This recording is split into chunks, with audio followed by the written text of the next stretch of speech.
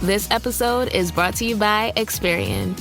Are you paying for subscriptions you don't use, but can't find the time or energy to cancel them? Experian could cancel unwanted subscriptions for you, saving you an average of $270 per year and plenty of time. Download the Experian app. Results will vary. Not all subscriptions are eligible. Savings are not guaranteed. Paid membership with connected payment account required. Today on an all-new Dr. Phil. 50-inch plasma TV, 2 iPhones, 3 laptops. Are your kids' spending habits out of control? My parents get me what I want. Maybe they're not the problem. You spend $185 on an outfit for her to wear to the show about overspending. She needed shoes. Am I being punked? You're cheating her to make yourselves feel better. How your kids can start helping you save money. $27,289. That's more than a lot of people make. Plus, would your children pass Dr. Phil's dollar quiz? How much do you think it takes to run the car? Like millions of dollars. Millions of dollars? Do you have like a really nice car? Yeah.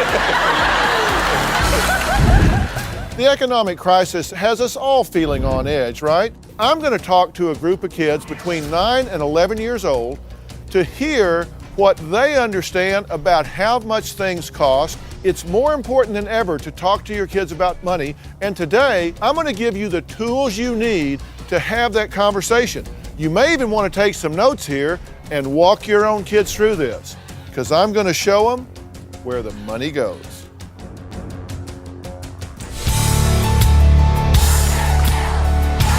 This is going to be a changing day in your life. 10 seconds to air. I know things are tough out there, but we can do this. Here we go.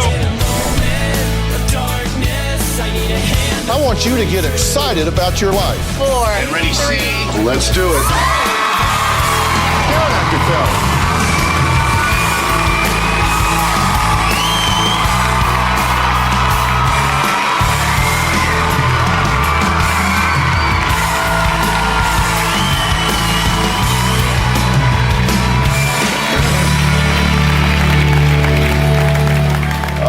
Boy, do I love today's show. I just have to tell you. Now, here's a question. Parents, do you realize that talking to your kids about money is on the short list of those really important must-have conversations? I'm talking right up there with the talk about the birds and the bees. Now, today we're going to tell you when to start the conversation, what to say, and even tell you how your kids can start helping you save money. It's advice my first guests, Lora and Kris, say they want, because they have a 15-year-old daughter, Katy, and they say she feels entitled and is, in their words, a little bit of a prima donna.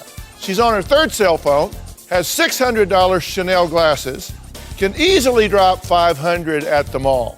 Now, Katy admits she's kind of spoiled and says, well, why wouldn't a teen want nicer clothes? Had 2 items. And these are my favorite Chanel glasses. I have 1 Dolce & Gabbana purse. Within the year, I've had 3 pairs of Uggs. When I think of designers, I think of like Chanel and Coach and Louis Vuitton. Usually when I go shopping, I usually get maybe like $200 each time. I usually shop at American Eagle, Forever 21, Abercrombie & Fitch. This is her closet. Everything has a name on it. See, Hollister & Company, from Victoria's Secret. I love it when I get compliments on my style or my clothing. I feel a lot prettier when I'm dressed up in designer clothes rather than walking around in sweats and a tank top. Well, that's great if you can afford it. Katy's family lives in a 105-year-old Victorian home, and even though she has 10-foot ceilings and a fireplace in her bedroom, she describes it as the ghetto room. So her parents gave her a bedroom makeover as part of her Christmas gift. The theme of my room is hot pink and zebra. I love hot pink and zebra. We did hot pink walls and zebra accents, and it ended up costing us $1,200. Over my bed, I have this huge portrait of me. And then she talked her dad into a plasma TV. I have a big 50-inch flat screen Samsung TV. It's great if you can afford it. Lora and Kris may call their daughter a prima donna, but they're quick to point out that it's not her fault because she's just a normal teen. They admit they have trouble saying no to Katy. It can be easier to give Katy what she wants rather than to see her unhappy. Katy pitches a fit when she doesn't get what she wants. I'm spoiled because my parents do usually get me what I want, but my satisfaction doesn't last for too long, and usually I do ask for something else. I have a hard time saying no, and with Little Miss Negotiator, it's definitely difficult to say no. Let's go shopping, Mom. I love you. Forget about it. Let's go. I'm really good at manipulating the situation. Okay, so you're a shopper. I like to shop. Yeah. Are you like really good at it?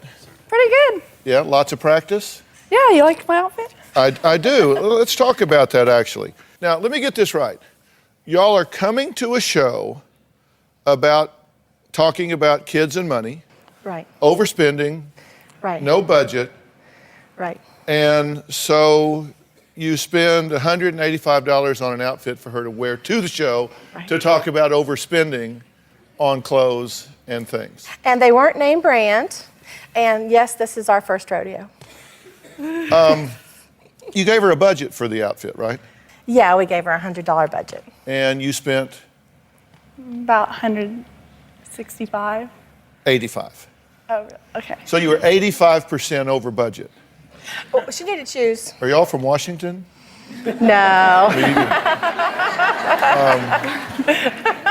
Okay, so why did you go over budget? I tried to stay in budget, but not only did my whole outfit cost $185, I also bought another shirt that I found that was really unique to me, and I like to buy things that are unique that I couldn't find where I live. Oh yeah, that includes the shirt she bought. Well, I have a list of some of the things that Katy's asked for that her parents have footed the bill for. 3 pairs of Ugg boots, a 50-inch plasma TV, 2 iPhones, 3 laptops, a diamond ring, Chanel glasses, Coach purse, cell phone service, cheerleading uniform, cheerleading shoes, cheerleading fees, nails, hair, tanning, self-portrait above bed, 15th birthday party. That kind of grew, didn't it? Yeah. How many was it going to be there? 20? Oh no, I planned And it on wound having... up to be 150? Okay, we'll talk about that later. Bedroom redo, chandelier, hot pink walls, zebra sheets, rug, shopping at the mall 2 times a month, entertainment, movies with friends, that sort of thing. So they treat you pretty well. Yes, I do. Yeah, so what do you think the total is for everything that I just listed? I honestly have no clue. Not a clue. Okay, that's our first diagnostic thing here. See, there are certain clues that were out of control. Would it surprise you if they had spent $10,000 on all that stuff for you? It honestly doesn't surprise Would me. 15 surprise you? Yes. What if they had spent $20,000 on all that stuff? Would that surprise you? Yeah, what? Yeah, would it surprise you if it was $27,289? Are you trying to tell me that's the total? In 2 years. That's the total. That's more than a lot of people make. That's a lot of money. Yeah, it is. Okay, so why are you here, Mom? We're here to help Katy live within her means and not get stuck in the credit crunch that everybody else is in. Yeah, but you kind of defend her too, don't you? Yeah, I defend her because I feel like Katy, for the most part, is very thankful. She's kind of the average middle-of-the-road kid from where we're from. I do defend her. She makes good grades. She doesn't do drugs. She's very busy with school. And she's a great kid. It's just she spends too much money. Well, here's what we talked about, and here's what you said. Yeah. When she asked for money, you just, pretty much according to her, you just hand it over. There's some negotiation going on.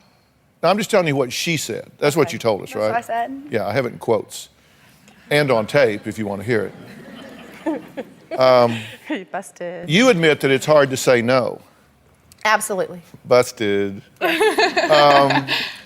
You admit that she manipulates you and works you, and that she doesn't take care of her things. You say you often have to buy her things twice because she That's neglects a or ruins or abuses the first thing. Is that true? Unfortunately, yes. Why? Why would you do that? Because I guess I take things for granted. Yeah, you do it because it's not your money. I think when she has to start working for herself, she's going to realize. When was that going to be? Well, hopefully this summer. She thinks she's going to lifeguard this summer. Yeah, and you said, and this is a quote, "We have lost control." Yeah, I believe that. Is that true? Yes, I believe that. But see, So- here's the thing. and this is something that you probably don't want to hear, but we are in a time, we are in an era, an economic situation where you just simply can't live as large as you might want to. You don't want to hear that, do you? I don't, and I don't think any teenager wants to. Okay, but see, that's the problem. See, the job as parents is to prepare the child for the real world, right? Right, absolutely. You don't teach the child how it works in the real world, then the child gets out there, gets all these credit card offers that they send to college students. They wind up in debt. They're totally out of control before they ever even have a chance to start in life. And right now, did you hear her say she had no idea how much you spend on it? She knows how much that stuff costs. All she knows is she wants it. And if you don't get it, if they tell you no, even for a little while, you just give them all kinds of trouble, don't you? I guess Be honest. I mean, come on. I'm sure I do. And part of this is not your fault. Right. Yeah, we don't want to see that happen to her, honestly. And part of it is. So we're going to talk about that when we come back.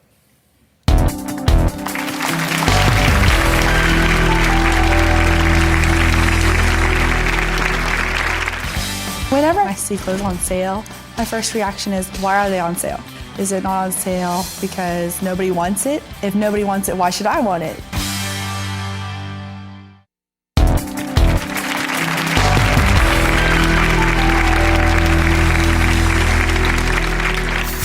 Katy has gone through her second iPhone within a year. She's gone through like 3 pairs of Uggs. On her first laptop, the hinges went like this after 6 months. Katy doesn't think about how much things cost and forgets to take care of them. Well, many of you are struggling right now to afford even the most basic necessities. So what do you do if your children are still asking for cell phones, computers, all the things they want that maybe you could have provided them some time ago, but even if you can now, it would be irresponsible to do so because of the uncertainties that we're facing in the future. Well, today, we're telling you what to say instead of just answering no. Now, Lora and Kris want my help in giving their daughter, Katy, a wake-up call because they say she won't take no for an answer. They say that even after she gets what she wants, she always wants more.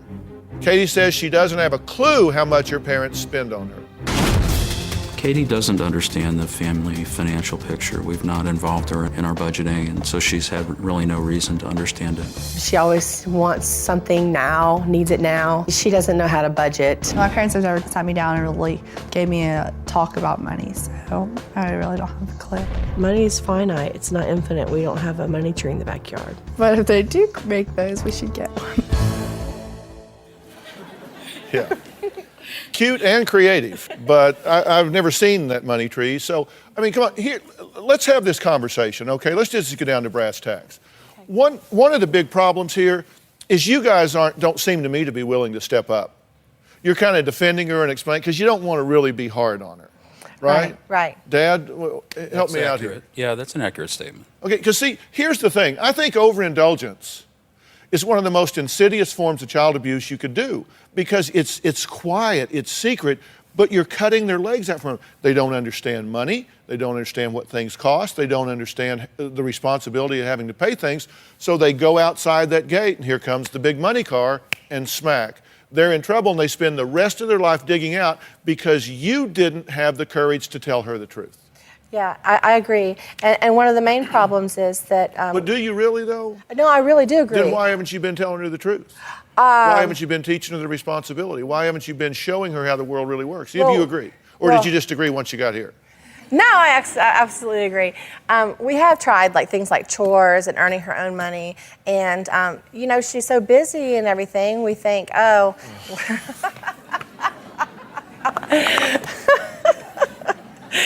She's such a busy, with cheerleading and school and working hard to make good grades and stuff. And we have tried a lot of different things, like chore charts and allowances. And sometimes, things like cheerleading fees and things like she doesn't understand. She doesn't know the price of cheerleading fees. Blah, blah, blah, blah, blah, blah, blah, blah, blah, blah. See, it's hard to be hard on her in your definition because she's so charming.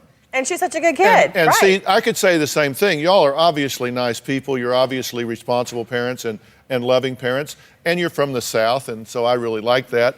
So it would be really hard for me to be hard on you, but I'm going to overcome that right now and tell you, listen, you're cheating her to make yourselves feel better. So what'd you do for Jay? I'm just interested in how'd you raise him? Well, his mother spoiled him. That's... Because he's a good-looking guy. He wears nice clothes. Well, no, but I mean, he also understands money like you wouldn't believe. Yeah. I'll tell you what I did with him. As early as 10 years old, I had him negotiating for things. I would give him, if we wanted to go to a basketball game, I'd say, okay, here's some money. You go out on the street and buy us the tickets. And whatever's left over, I want seats here, and whatever is left over, you get to keep. Let me tell you, he's wheeling and dealing, and he's coming back. Got tickets and $20, Dad. I mean, he began to understand. But you don't do any of that, right? You're not really into the money thing. You're into the stuff. But you can teach me. And then I will be. Okay, well, I can teach you by saying this. You have to realize that your parents have limited income. Right. Now, how much do you think you spend at the mall a month on average? Like $300. Okay, who's going to tell me the truth? Because I know I've got it written down. I'm just curious. Well, the mall is far away. The mall is an hour or so. We only go there like once or twice a month for real. So it's about $300 a month, Dr. Phil. It really is. I'm looking for Ashton Kutcher. Am I being punked? No. Come on, listen. You said, and I quote, "We try to keep Katy's shopping budget low, $200 to $400. Yeah. But she spends $500 to $600 on mall trips 2 times a month." That is a quote from you, verbatim. I have it written down. Yeah. Did I read that right? Yeah, you read it right, but I don't remember saying that. I'm sorry, but I love your staff and they're perfect and everything. Well, wouldn't that be an odd thing for a staff member to make up? They would just say, you know what? I'm going to sit down and type up. Let's see, what do we want this chick spending? How about $500 to $600 a month? And let's attribute that to her mother. Yeah. Thanks, Mom. No, I think what I said was school shopping, and that yes, we go shopping about twice a month, but it's not always that much money. Katy? I swear. It's definitely not, I promise. Katy, you have no hope. You have no hope. Okay, I'm not giving up. Take a break here. Katy needs to get a little reality check because we had her try to balance the family budget. Maybe we'll talk about that, or maybe we'll talk about the hour-and-a-half drive to the mall when we come back.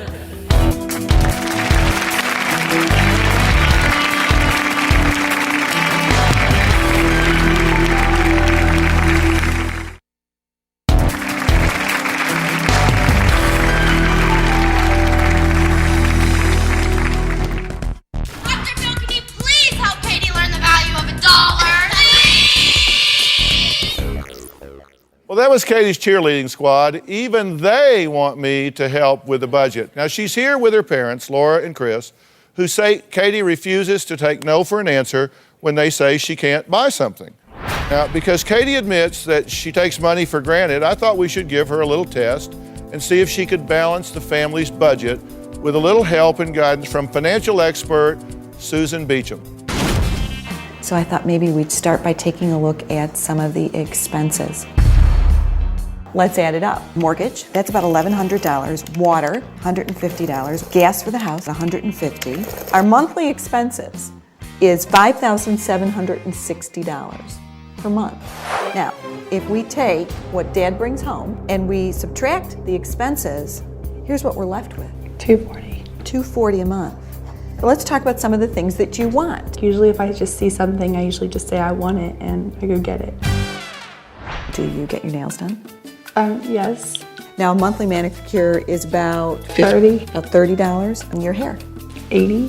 $80? Okay. Yeah. But I feel like the whole manicure and getting the hair done is what every teenager does. If you can't afford it. I don't understand why I can't afford it. Like, okay. Why I couldn't, because, you know, my parents aren't in debt or anything. You know what we haven't talked about yet? What? College. Out-of-state school for Katy is going to cost $50,000.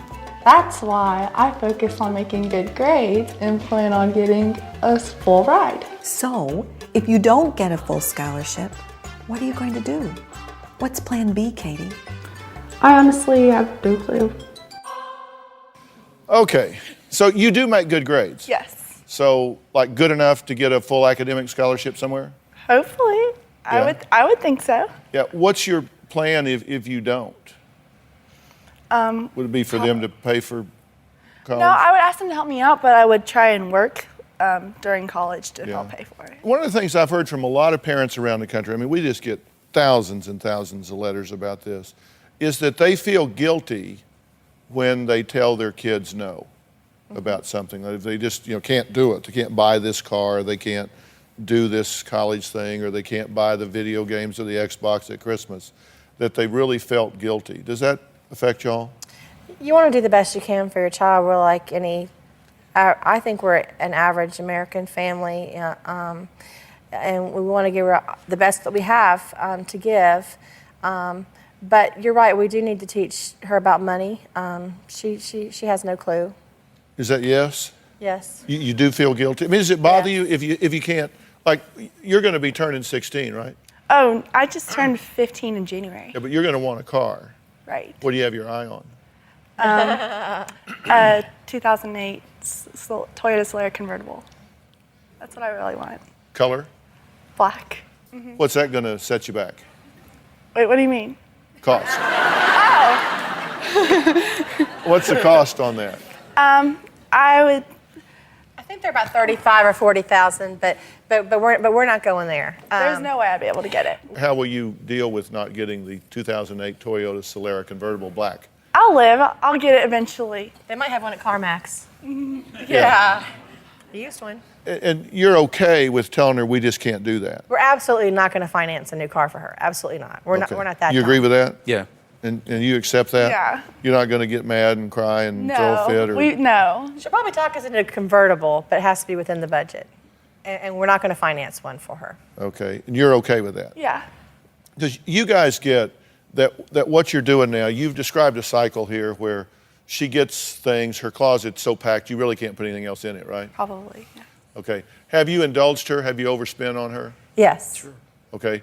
And what would it take for you to say, look, it's not responsible to do that? Let's say you said no half of the time, and so you had spent $13,500 instead of $27,000. You would have $13,500 to put towards a car right now. Right. Or to college. Instead of 3 pairs of Uggs, whatever that is. Okay, there's an Ugg right there. All right, so, yeah, I've seen those. Okay, so would you rather have half of the stuff that you've gotten go away and have $13,500 towards a car right now? I think I would, yeah. But see, you wanted immediate, you get a little thing right now or a big thing later. If they had said no to you half the time, you would have $13,500 towards a car. Then you earn another $6,000 and they match that $6,000. All of a sudden, you're driving a 2008 Solara convertible. But I didn't know I was spending that much money. Oh, exactly my point. Finally, somebody said something rational. All right, coming up. So what do you do if you can't stop spoiling your kids? How do you tell them no once and for all?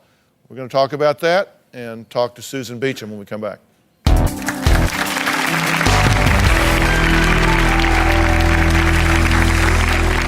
Could you buy this laptop with your $500? Mm-hmm. Come up and bring your $500. You think you got enough? I don't think I'm gonna get it. What happens now?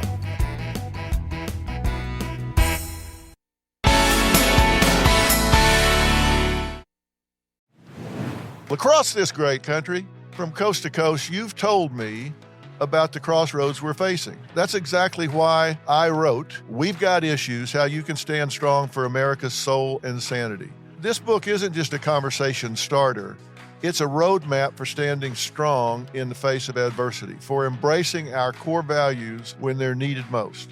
We're talking about real strategies for real people dealing with real issues, from navigating the complexities of today's polarized world to fortifying our families. And I set forth in the book 10 principles that I think are critical for a healthy society. This is not about politics. I'm not a politician, don't want to be a politician, don't know enough about politics to talk about it.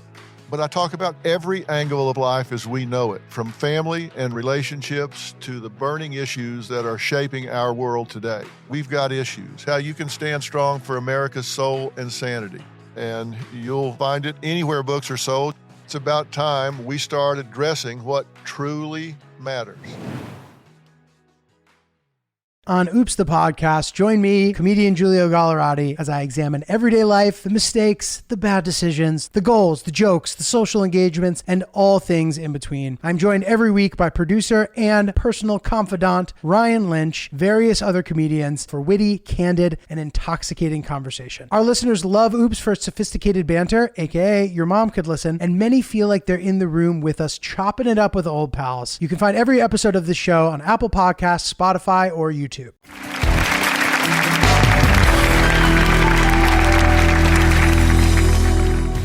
How do we, as parents, talk to our kids about money in such tough economic times? Are you going to go shopping? Take a list. Go ahead and window shop, but only spend for things that are already on your list.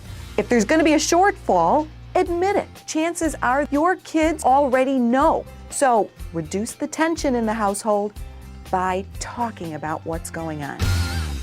We've been talking to two parents who say it's just hard to say no to their daughter, Katy. They say they want her to have, so much. And you want your children to have things.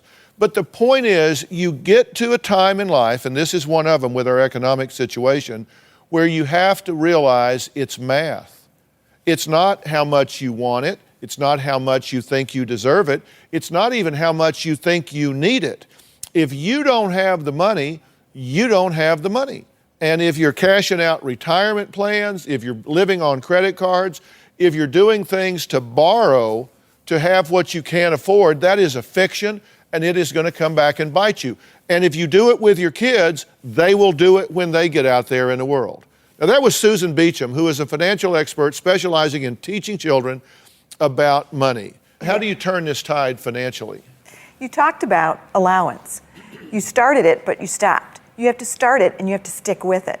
I think it's more painful for you to go through allowance than it is for Katy right now. I think if you give Katy a set amount of money that she uses to control certain expenses in her life, not because she's charming. You don't get money in life just because you're charming. You get it because you work for it. So give her a couple of expenses that she can manage, and then Katy will all of a sudden be making decisions about her money, not your money. Let's talk about the worst money mistakes that you say parents make. Number one, you say thinking controlling the money flow equals controlling the outcome of the child's life. It's just not true. I think we like to think as parents that we can control our child's decisions when we're paying for them. But you know what? Ultimately, our child leaves home and makes their own decisions, and they will reflect what they've learned. And if they haven't learned anything, you're going to see that behavior. You say another big mistake is not teaching that financial independence can actually feel good. The same way your child felt good when they first learned how to tie their shoes. Do you remember how proud you were? Do you remember how proud they were? It's the same thing that happens when a child learns how to make good decisions with money. It feels good, and right now, you're robbing Katy of that good feeling by not allowing her to do that. And that's really a big deal. There is a sense of independence that comes from mastery over your life. And it's like when you tie your shoe, you learn to drive, or you make money and you allocate money and you buy something and you say, that's mine. You know how it felt when you bought your first house, you bought your first car. Things where you said, okay, now it's me and I did this for myself. And we really cheat kids out of that sense of self-determination and mastery, and they can't know that. There's no way she could come and say, Mom, I need to feel some mastery in my life, so let me pay for things. Yeah. That's not going to happen. That's the parent's job. Right. You say hiding money mistakes from kids is a mistake. I think our kids need to know we're not perfect when it comes to money so that they can learn how to fix a mistake when they make it. And you say we only teach kids how to be spenders, not savers, not donators, those sort of things. What I hear between Katy and her mom is they do a lot of bonding shopping.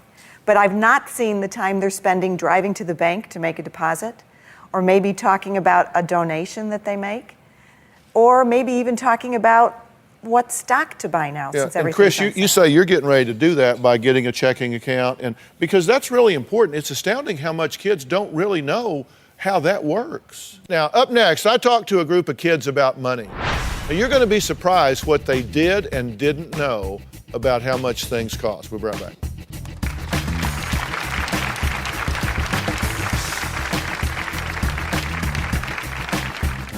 How much do you think it takes to run the car? Like millions of dollars. Do you have like a really nice car? Yeah.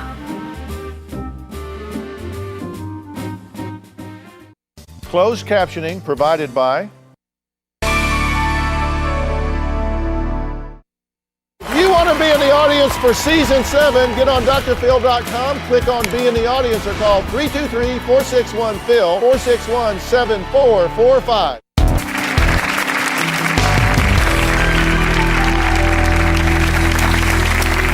Well, today I'm trying to help you start a dialogue with your children about money. And Lora and I were just talking at the break. You were saying just the dialogue you've had about the show has kind of opened all of this up, right? It's been like therapy. The whole process for us has been therapy as a family. The fact that we're able to talk about money as a family. We talked about giving Katy a budget that she can control, have her own debit card, and, you know, when the money ends, the money ends. I mean, she has to control her money. But that only works if when the debit card goes to zero, she's done. And if so, it's the 11th of the month and she's at zero, then you got some long weeks ahead of you, right? But you're really hurting her if you don't stick with that. Look, this whole thing about kids and what they know about money is one of the most important conversations you can have with them. Now, I recently sat down with a group of 4th and 5th graders to help them understand the value of a dollar. These are great kids. Take a look. I want to talk to you guys about how much things cost today. Do you know how much groceries cost? Like $20? Like 20 bucks? Well, sometimes like hundreds of dollars. Yeah. Groceries can be between $300 and $600 every month. How much do you think it takes to run the car? Like millions of dollars. 50 bucks? Okay, so you think millions of dollars? Around. Do you have like a really nice car? Yeah. Well, the average cost per month is $500 to $700. So it's not quite a million. Yeah. How much do you guys think it costs to keep the house warm, like electricity and gas? Maybe a few hundred. Well, you're pretty close, because that one is $150. What do you think it costs for the house? Like $500 million. 500 million bucks? You must have like a really nice house and really nice cars. Your monthly payment on the house would be like $1,400. This is a stack of money for how much the average family in America makes. Everything that we've just listed would take this much money. And what would be left would be this much money, about $2,000. But you would be really cold right now if you didn't have on clothes, right? So a family's going to spend about 175 bucks a month on clothes. If you go to the dock, 238 bucks. What do you do for entertainment? I like to go to theme parks. Entertainment is about $225 a month. If you like to eat out, miscellaneous things, 425 bucks a month. So now you have about 500 bucks left. There's 500 bucks. Could you buy this laptop with your 500 bucks? Mm-hmm. Come up and bring your 500. You think you got enough? Okay, I definitely do not have enough. Okay, you don't have enough. Your parents, they've got 500 bucks left over after they've paid all of this stuff. They want a laptop for $1,200. What happens now? I don't think I'm gonna get it. Okay, now the iPod is 400 bucks, about. Do you think you could buy mini groceries for what it costs to buy that iPod? Yeah. No. I'm gonna surprise you, because I want to show you how much you can buy in groceries for what that iPod costs. Oh my God. So how much is there? That's 28 bags of groceries. Are you surprised? Yes. That's a lot of groceries, isn't it? Would you rather have the iPod or would you rather have all those groceries? The groceries. This is enough groceries to feed the whole family for a month and a half. Joseph, what do you think? iPod or groceries? Groceries. Do you think you've learned a little something about money today? Yeah. So next time your parents talk to you about money and they say, well, we can't really afford that, I just want you to think about, they're paying for a lot of stuff before they get to the things we'd like to have but don't need. Okay, didn't they do a great job, those kids?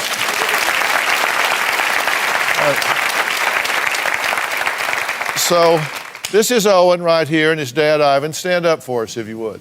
So Ivan, what do you think about what he knows and doesn't know? Well, coming out of it all, the most surprising thing was his utter lack of knowledge about what things cost of our mortgage and all that. And the flip side of that was down to the penny how all of the kids knew what the luxury items cost. They knew what an iPod cost to the cent. They knew what everything cost, but not anything practical. Yeah, we were all trying to wangle a invitation over to y'all's house. It's really nice. Because we thought, if you driving $1 million car in a $500 million house. So, did you learn anything? I learned that when your parents tell you no, you can't get that thing, you shouldn't nag them all about it and force them to. Yeah. Out of the mouths of babes, out of the mouths of babes. Okay, you guys stand up. So tell everybody your name. I'm Caitlin. This is Caitlin, and she's so cute that Robin wants to take her home. So you have to watch. So what did you learn yesterday, Caitlin? I learned that an iPod is 28 bags of groceries, and groceries is much more important than an iPod. So Mom, what do you think about what she's saying? I think it's great. It was a great thing to have them have a visual on all of the utilities and the mortgage and car and things that I just didn't realize. Kind of like what you said, I didn't realize that they didn't have any idea, so I thought it was a great thing to do.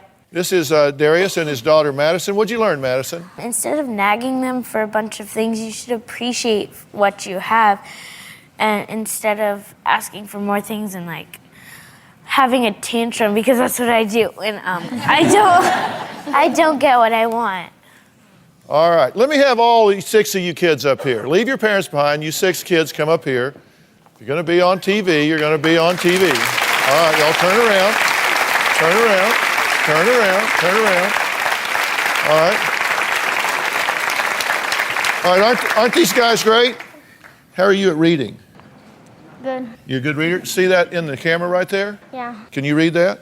When we come back, we've got more great tips on how to talk to your kids about money. All right.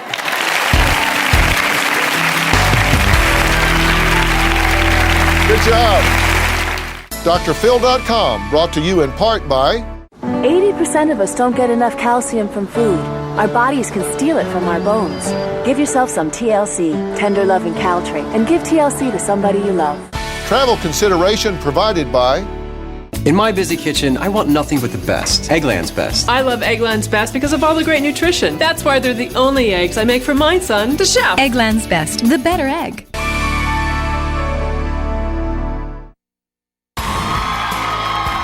If you would like to purchase a tape or transcripts of your favorite Dr. Phil show, please log on to drphil.com or call 866-4-DR-PHIL. That's 866-437-7445. 866-437-7445.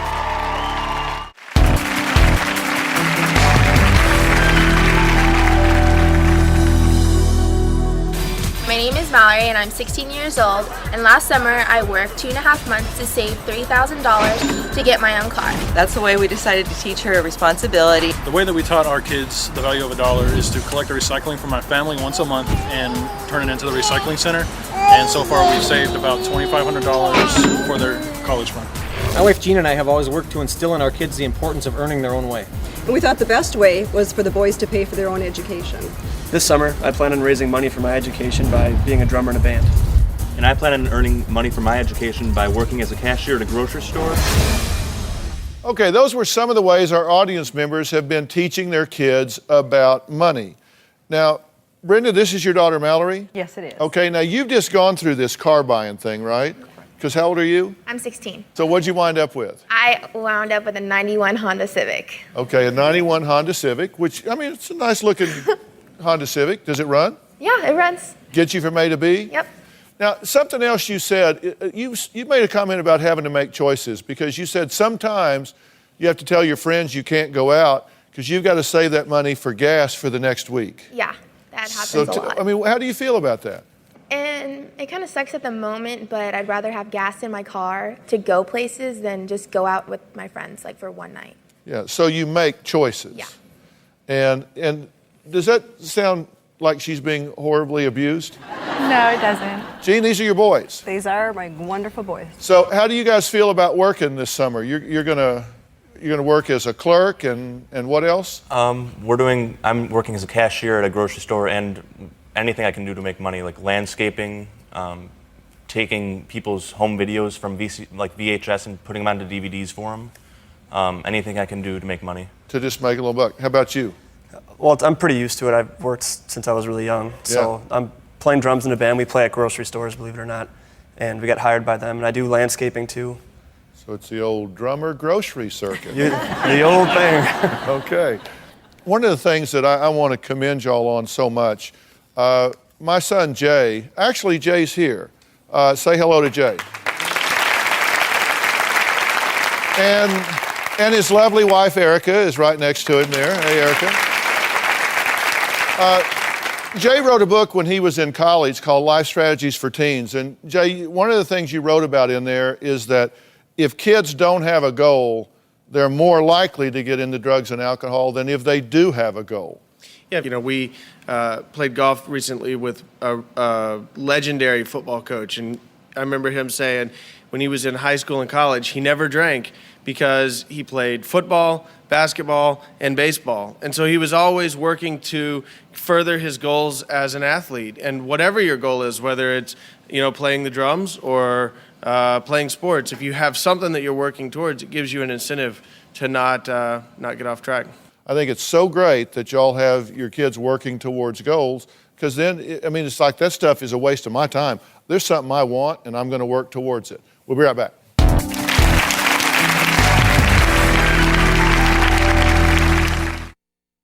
Listen, times are tough. Our country is in the midst of an economic crisis. That's why we've compiled the best financial information for you over at drphil.com. Before we finish the show today, I just wanted to take a moment to talk about a very important cause. The next time you turn on a faucet for a glass of water, remember there are millions of children around the world who don't have access to clean, safe drinking water. But UNICEF is working to change all of that, and you can help by becoming part of the TAP project. Until March 28th, it is World Water Week, and you can support participating restaurants by paying $1 for tap water. And if a buck doesn't sound like much, listen to this. Just $1 provides a child with safe drinking water for 40 days. Go to drphil.com to find out how you can donate or participate in World Water Week. I want to thank all of my guests for being here today. I'm trying to get all of you parents at home to do two things for me. Number one, do not feel guilty about not being able to provide your children with everything they want. I promise there's a silver lining here. If they're not playing a video game, maybe they're in the backyard throwing the ball around with you. And they will learn what they need to do. And second, have the dialogue. Teach them about how things work. You don't ever ask children to deal with adult issues, but they do need to understand that there are limits to what you can spend. I want to thank all the kids who talked to me about money and their parents for bringing them here. Thank all of y'all. I think we opened up a lot of parents' eyes today. Susan has a great personal finance organizer for teens. It's called Cash Cash, and you can find out more about it on drphil.com. Thanks for being here today. So long.